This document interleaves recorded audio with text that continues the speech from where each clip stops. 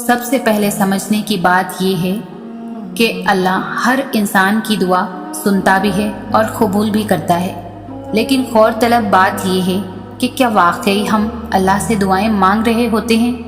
ہم دعا مانگنے کی کوشش تو کر رہے ہوتے ہیں، لیکن ہم یہ نہیں جانتے کہ دعا کیسے مانگی جائے۔ جس طرح نماز پڑھنے کا ایک طریقہ ہے، جس طرح روزہ، زکوٰۃ اور حج کے طریقے سکھائے گئے ہیں، اسی طرح دعا مانگنے کا بھی سیکھ بڑا آسان طریقہ ہے۔ اور پتہ ہے یہ طریقہ کس نے سکھایا ہے؟ خود اللہ تعالیٰ نے قرآن میں ہمیں یہ طریقہ بتایا اور سکھایا ہے۔ ہم سب مل کر یہ آسان سا طریقہ سیکھتے ہیں اور جاننے کی کوشش کرتے ہیں کہ کیا دعا حقیقتاً کیا چیز ہے، اور اس کے کچھ حقوق ہیں، کچھ آداب ہیں۔ کیا آپ ان کو پورا کرتے ہیں؟ اگر ہاں تو پھر واقعی آپ کی دعا مکمل ہے۔ قرآن پاک میں اللہ تعالیٰ نے اس زمین پر بسنے والے سب سے پہلے انسان یعنی حضرت آدم علیہ السلام کو ایک دعا سکھانے کا ذکر کیا ہے۔ اسی دعا میں دعا مانگنے کا بنیادی طریقہ چھپا ہوا ہے۔ حضرت آدم علیہ السلام سے ایک خطا ہو گئی تھی، درخت کا پھل کھانے کی، جس سے اللہ نے انہیں منع فرمایا تھا۔ اسی کے بدلے انہیں جنت سے نکال دیا گیا تھا، اور اب وہ بے حد شرمندہ تھے اور اللہ سے معافی حاصل کرنا چاہتے تھے، لیکن انہیں نہیں معلوم تھا کہ اللہ سے کیسے مانگا جائے۔ تو اللہ نے قرآن میں فرمایا ہے کہ اللہ نے انہیں چند کلمات سکھائے۔ وہ کلمات یہ تھے: ربنا ظلمنا انفسنا وان لم تغفر لنا وترحمنا لنکونن من الخاسرین۔ پروردگار، ہم نے اپنی جانوں پر ظلم کیا، اور اگر تو ہمیں نہیں بخشے گا اور ہم پر رحم نہیں کرے گا تو ہم تو تباہ ہو جائیں گے۔ ہم اس دعا کو 2 حصوں میں تقسیم کرتے ہیں۔ یہی 2 حصے دعا کے وہ بنیادی آداب ہیں کہ اگر وہ ہماری دعاؤں میں شامل نہ ہو تو پھر ہماری دعا نہیں ہوتی، وہ محض الفاظ ہوتے ہیں۔ اس کا مطلب یہ ہوتا ہے کہ ہم ابھی تک دعا مانگنا ہی نہیں سیکھ سکے۔ اور پتہ ہے، ان 2 بنیادی آداب کو نہ سیکھنے پر ہی پھر دعائیں مانگنے کے بعد ہم بے صبر ہوتے ہیں، اور ہماری زبان بھی تب شکوے کرنے لگتی ہے کہ ہماری دعائیں قبول نہیں ہوتی۔ پہلا سٹیپ جو دعا کا بنیادی اور اہم حصہ ہے، وہ ہے اپنے آپ کو قصوروار ٹھہرانا، اپنے آپ کو کٹہرے میں لا کر کھڑا کرنا اور دیکھنا کہ آپ کی کیا پوزیشن ہے، آپ کون ہیں۔ کسی دوسری طرف سے نہیں بلکہ اپنی طرف انگلی اٹھانی ہے، اپنے گریبان میں جھانک کر دیکھنا ہے کہ آپ کون ہیں۔ جیسے ہم حضرت آدم کی دعا میں دیکھتے ہیں کہ ربنا ظلمنا انفسنا، اے ہمارے رب، ہم نے اپنی جانوں پر ظلم کیا۔ حضرت آدم کو معافی چاہیے تھی، وہ کہہ سکتے تھے کہ اللہ مجھے معاف فرما، میری مغفرت فرما، بس لیکن نہیں، اللہ نے انہیں کچھ اور سکھایا۔ اللہ نے کہا کہ کہو میں نے خود اپنی جان پر ظلم کیا، کیونکہ اللہ ہمیں سکھا رہا ہے کہ اپنے گریبان میں جھانکیں اور دیکھیں کہ آپ کہاں ہیں، آپ کی پوزیشن کیا ہے، آپ کون ہیں، اور تسلیم کریں، اعتراف کریں اپنی زبان سے اور کہیں کہ آپ ہیں خطا کار، آپ ہیں خود پر ظلم کرنے والے، آپ کو خود کو اذعر کرنا پڑے گا، آپ کو معافی چاہیے، اعتراف کریں کہ آپ نے غلطی کی، شرمندہ ہو۔ اب فرض کریں آپ کو معافی نہیں چاہیے، آپ کو کچھ اور چاہیے۔ فرض کریں آپ کو رزق کے لیے دعا کرنا چاہتے ہو، تب بھی کیا کرنا ہوگا؟ اپنی پوزیشن دیکھنی ہوگی، آپ کون ہیں، پھر گریبان میں جھانکنا ہوگا۔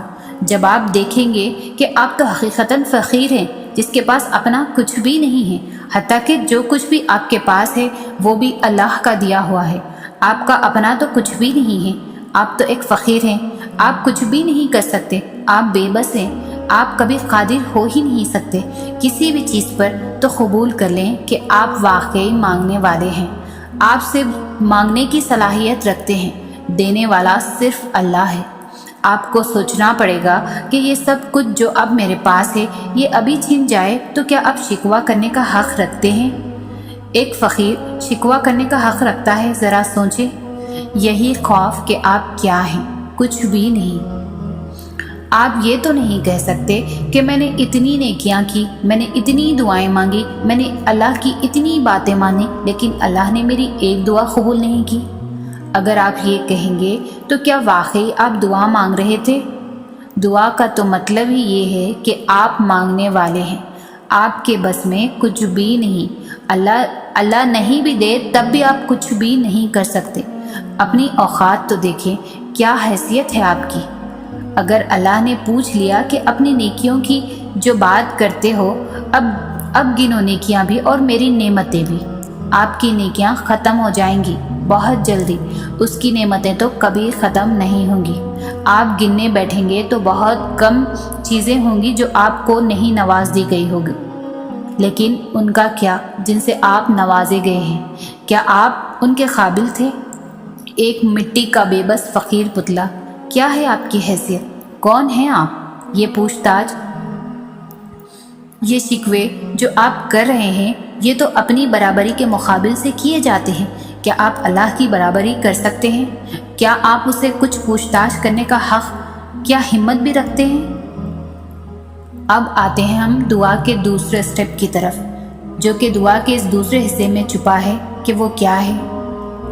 وَإِن لَّمْ تَغْفِرْ لَنَا وَتَرْحَمْنَا لَنَكُونَنَّ مِنَ الْخَاسِرِينَ، اور اگر تو ہمیں نہیں بخشے گا اور ہم پر رحم نہیں کرے گا تو ہم تو تباہ ہو جائیں گے۔ آپ نے اللہ کی پوزیشن بھی دیکھنی ہے اور اس کا بھی اعتراف کرنا ہے، اور اپنی دعا کو اس کے بغیر آپ مکمل ہی نہیں کر سکتے۔ حضرت آدم کو سکھایا گیا تھا کہ اپنی غلطی کا اعتراف کر لیا، اب کہو کہ اللہ آپ سب کچھ ٹھیک کرنے والے ہیں، آپ ہی قادر ہیں کہ ہم پر اپنی رحمت برسائیں، کہ ہم فقیر ہیں، اگر آپ نے ہم پر نظر کرم نہ کی تو ہم تو تباہ برباد ہو جائیں گے۔ لیکن اللہ، آپ تو قدرت رکھتے ہیں کہ معاف کر دیں اور عطا کر دیں وہ چیز جو ہم آپ سے مانگ رہے ہیں۔ حضرت آدم کو کیا چیز چاہیے تھی؟ معافی۔ آپ کو بھی کچھ بھی چاہیے تو آپ کو اللہ کی پوزیشن محسوس کرنی ہوگی، اس کا اعتراف کرنا ہوگا۔ آپ اس کی رحمت حاصل کرنا چاہتے ہیں، آپ کو اعتراف کرنا پڑے گا کہ کہیں اور سے یہ نہیں مل سکتی، صرف اللہ دے سکتا ہے، اور اگر وہ نہ دے تو آپ کچھ بھی نہیں کر سکتے۔ یہ اپنی بے بسی اور ساری پاور اللہ کی، اس بات کا اپنے قلب اور اپنی زبان کو یاد کروا دینا دعا کہلاتا ہے۔ آپ نے سیکھا کہ دعا نے آپ کو کیا سکھایا؟ پہلے خوف ہے کہ جو آپ کو چاہیے وہ آپ کو کہیں سے بھی نہیں مل سکتا، اور نہ آپ خود اپنے لیے کچھ کر سکتے ہیں، آپ تو بہت بے بس ہیں۔ لیکن اگلے ہی مرحلے میں آپ کو امید سے نوازا گیا ہے کہ اللہ ہے، وہ سب کچھ کر سکتا ہے، وہ جو قادر ہے، اس سے مانگو، کیونکہ اگر اس سے نہ مانگا تو بکھر کر برباد ہو جاؤ گے اور کچھ نہیں کر سکو گے۔ آپ اگر کچھ ہیں تو اللہ ہی کی وجہ سے تو ہیں، اس سے دور جانے کا کبھی سوچیں گے بھی نہ۔ تو کیسے اگر دعا کا مطلب سمجھ آ گیا، اگر دعا مانگنی آ گئی، اور اگر یہ دونوں بنیادی سٹیپس جو ابھی سیکھے ہیں ان کو دعاؤں کا حصہ نہ بنایا تو دعائیں کیسے قبول ہوں گی پھر؟ اور اب سوچیں کہ کیا واقعی کبھی بھی آپ شکوہ کرنا بنتا ہے اپنے اللہ سے؟ دعا کے آداب میں تو پہلا ادب ہی یہی ہے کہ شکوہ کرنے کی پوزیشن میں ہم ہے ہی نہیں۔ آپ جب رسولوں کو یہ دعا سکھائے گئے تو پھر آپ کون ہیں کہ شکوے کر رہے ہیں؟ آپ قرآن کی کوئی بھی دعا دیکھ لیں، کسی بھی رسول کی دعا، ہر دعا میں آپ کو یہی دو آداب نظر آئیں گے۔ اللہ نے بھی تو انہیں یہ سب اس لیے سکھایا تھا نا کہ ان کی دعا قبول کی جائے۔ آدم علیہ السلام کی معافی قبول کرنے کا طریقہ یہی سکھایا تھا نا خود اللہ نے انہیں۔ تو اگر آپ بھی دعا مانگنا سیکھ جائیں تو آپ کی دعا کیسے قبول نہیں ہوگی؟